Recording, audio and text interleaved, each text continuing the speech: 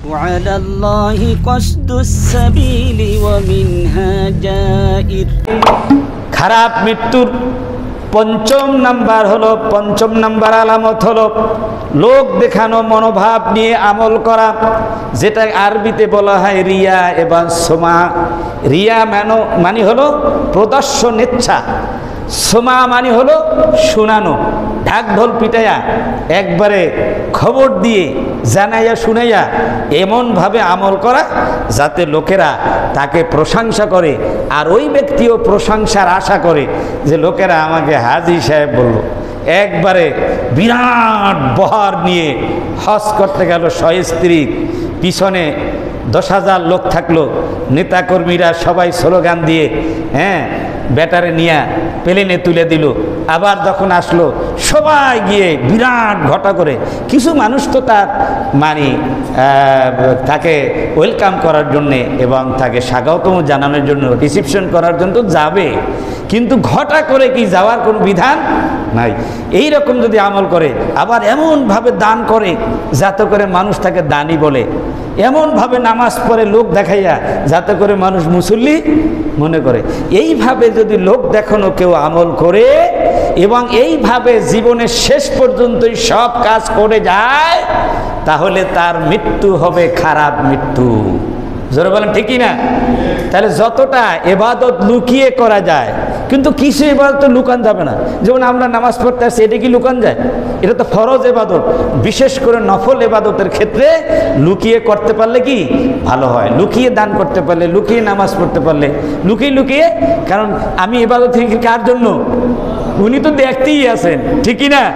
আমি রাতের আধারে করলেও দেখেন, দিনের আলোতে করলেও কি দেখেন। সুতরাং এইভাবে যারা লোক দেখানো মনোভাব নিয়ে ইবাদত করবে তাদের মৃত্যু হবে খারাপ মৃত্যু।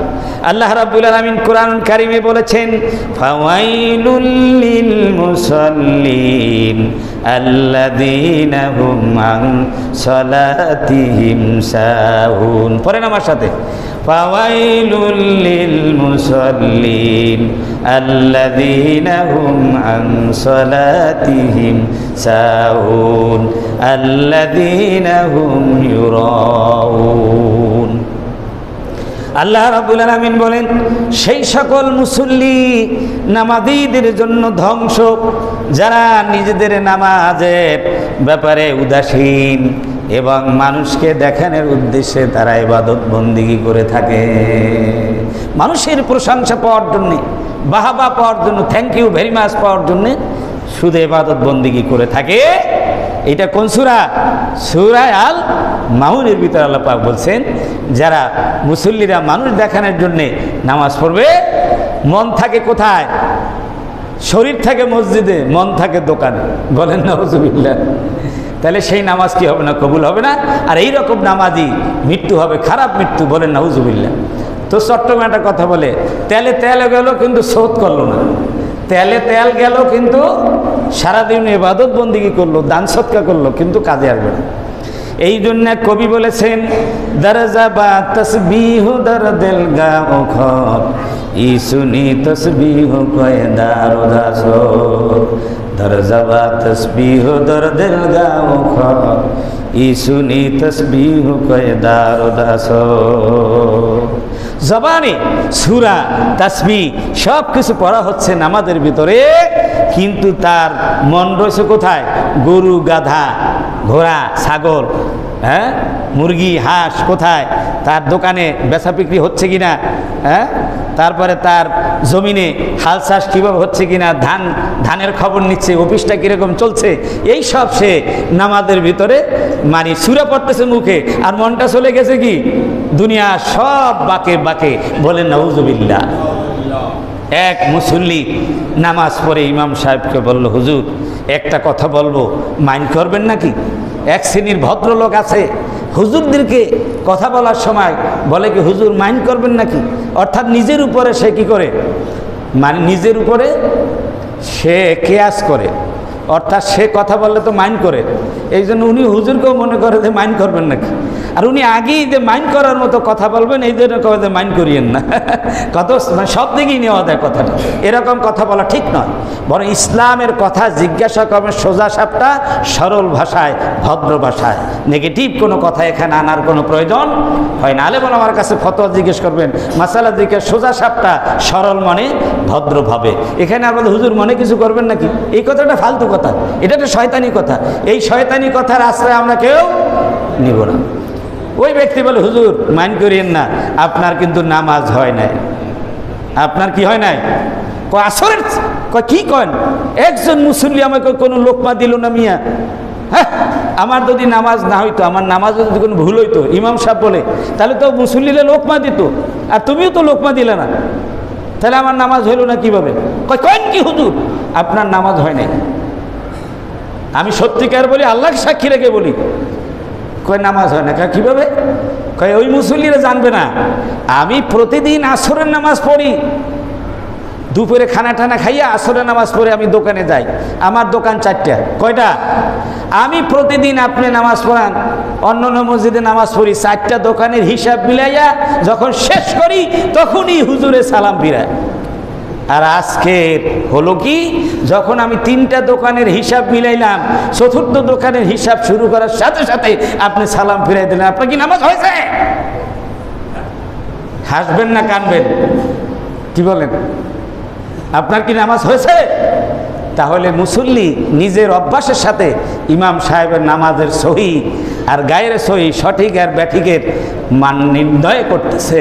জোরে বলেন ঠিক কিনা? অনেক মুসল্লি ইমাম সাহেবের সমালোচনা 4 দোকানে। আপনি তো ইমাম সাহেবের সমালোচনা করার রাইট নাই, 4 দোকানে আপনি করতে পারেন না, আর আপনার মতো মানুষও করতে পারে না। ইমাম সাহেবের মতো যিনি হবেন তিনি ইমাম সাহেব সমালোচনা করতে পারেন, আর সমালোচনাতে ইসলামে জায়েজই নাই। বরং ইসলাহের নিয়তে কাউকে আপনি পরামর্শ দিতে পারেন। কোনো কিছু যদি আপনার কাছে ভিন্ন রকম মালুম হয় তাহলে আপনি পরামর্শ দিতে পারেন, কিন্তু আপনি সমালোচনা করার কোনো রাইট নাই। যত সমালোচনা করবেন আপনার মতো আহামক আর বেকুব কেউ হবে না। কারণ জানেন, যে ব্যক্তি গীবত করে আর সমালোচনা করে সে ব্যক্তি কীরকম জানেন?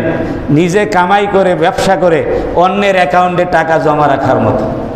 অন্যের অ্যাকাউন্টে টাকা রাখলে এই টাকা কি আপনি ছাড়াইতে পারবেন? কথা বলে না, উঠাইতে পারবেন? যখন জমা রাখবেন সেই মালিক হয়ে যাবে।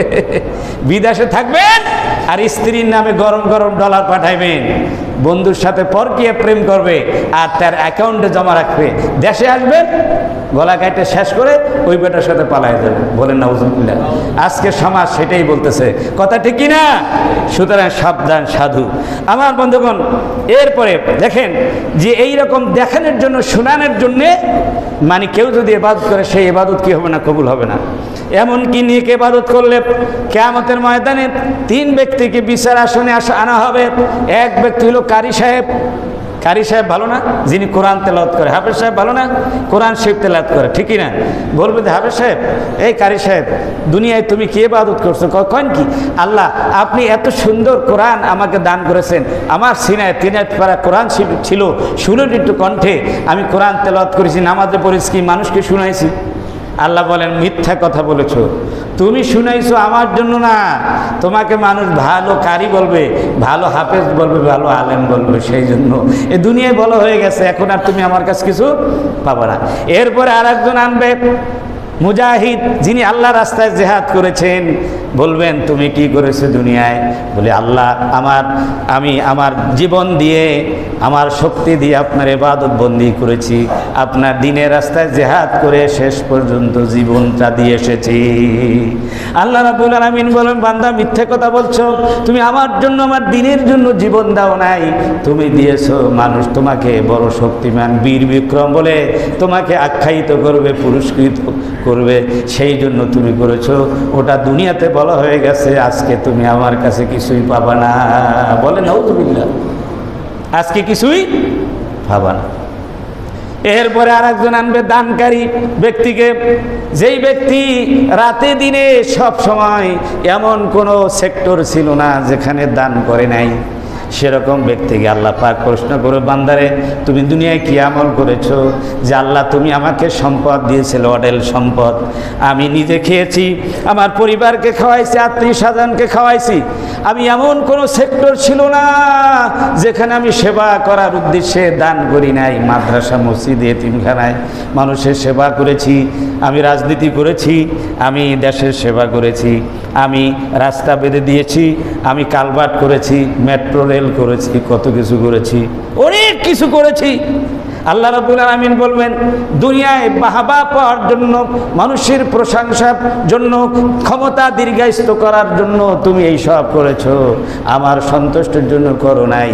আজকে তুমি কিছুই পাবা না, যা পাওয়ার দুনিয়ায় পেয়ে গেছো, তোমরা সবাই জাহান্নামে চলে যাও। বলে নাউজুবিল্লাহ।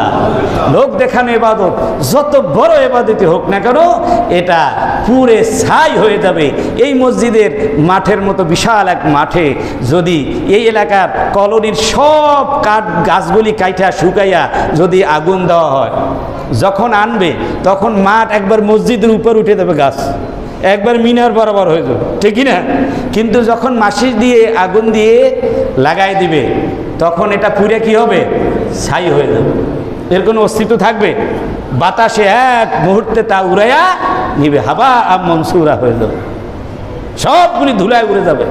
সুতরাং যেটুকু ইবাদত করি, একবার যদি আমরা বলি আল্লাহু আকবার, সুবহানাল্লাহ, আলহামদুলিল্লাহ, সেটা যেন হয় আল্লাহর জন্যে, আল্লাহর সন্তুষ্টির জন্যে। একবার সুবহানাল্লাহ বললে আকাশ আর জমিনের মাঝখানের সমস্ত জায়গাগুলি সবে পরিণত হয়ে যাবে, ভর্তি হয়ে যাবে। বলেন আল্লাহু আকবার। যদি আল্লাহর জন্য হয়, আর আকাশ জোড়া ইবাদত করলেও আল্লাহর জন্য না হলে সেটা ছাইয়ে পরিণত হয়ে যাবে।